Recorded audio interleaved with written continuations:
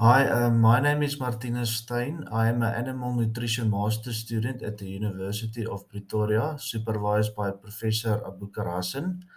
My project that I am currently working on includes the effect of different levels of molasses inclusion on the insolubility and silage quality of forage harvested from Brachyria brisantha cultivar Morandu, which was harvested and grown in Pretoria.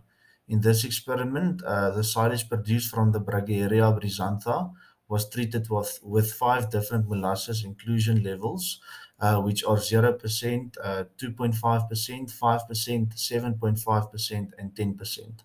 The Brachyria brisantha grass silage treated with the different molasses inclusion levels was sampled throughout the experiment at different time periods by opening the silage bags after 1, 3, 7, 21, and 90 days after ensiling. The different silage samples will mainly be analyzed for silage pH, silage fermentation acids, water-soluble carbohydrates, and aerobic stability.